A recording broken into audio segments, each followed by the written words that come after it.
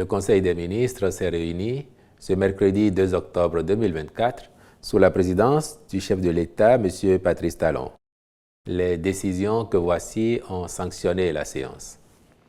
Au chapitre des mesures normatives, en point 1, transmission à l'Assemblée nationale pour autorisation de ratification de l'accord d'établissement du Global Green Growth Institute, GGGI. Le GGGI est nanti du statut d'organisation internationale intergouvernementale depuis octobre 2012 et travaille avec de nombreux pays à travers le monde pour promouvoir la croissance économique durable. Il en est de même s'agissant de la lutte contre le changement climatique. Cette institution fournit également des conseils techniques en mobilisant des financements et en facilitant le partage de connaissances et de bonnes pratiques.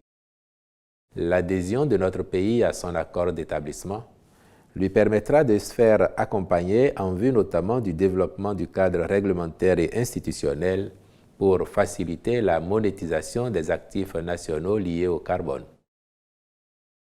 En point 2, création de l'Académie logistique de Ouidah et approbation de ses statuts.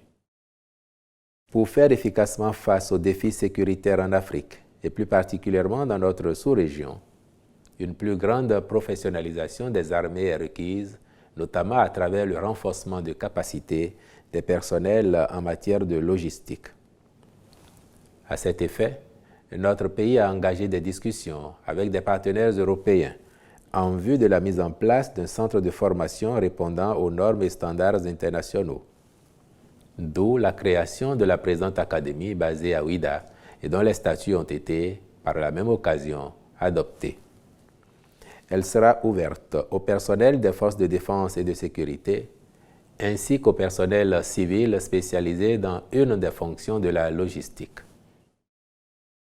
Au nombre des mesures normatives, il a été également adopté le décret portant convocation du corps électoral le dimanche 5 janvier 2025 pour l'élection des membres de l'Assemblée consulaire de la Chambre de commerce et d'industrie du Bénin, CCI Bénin, au titre de la mandature 2025-2030. S'agissant des rencontres et manifestations internationales, il a été autorisé sous cette rubrique. La célébration au Bénin, le 5 octobre 2024, de la 31e Journée mondiale des enseignants, de même que l'organisation au Bénin, du 2 au 4 octobre 2024, de la 19e réunion des ministres chargés des télécommunications, TIC, digitalisation et de la poste de la CEDEAO. Du 6 au 8 octobre 2024, de la 6e édition de la Journée mondiale du coton. Du 17 au 19 octobre 2024, du 3e congrès des soins palliatifs et de la 4e Journée mondiale des soins palliatifs. De la 27e édition de la Journée nationale de mobilisation pour la lutte contre les troubles dus à la carence en iode, le 27 octobre 2024 dans la commune de Kandi. Du 27 au 29 octobre 2024, des premières journées scientifiques de la Société béninoise de néphrologie. Du 21 au 23 novembre 2024, du 3e congrès de la Société béninoise de rhumatologie. Du 5 au 7 décembre 2024, du 4e congrès international de la Société béninoise de cardiologie, conjointement avec le 3e congrès international de l'Association des sociétés de cardiologie de l'Afrique de l'Ouest et du Centre.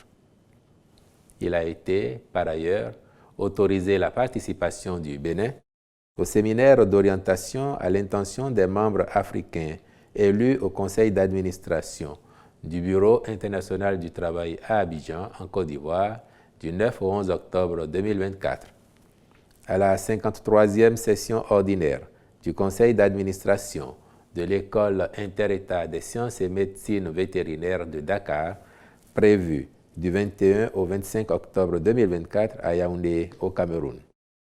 Au chapitre des mesures individuelles, enfin, M.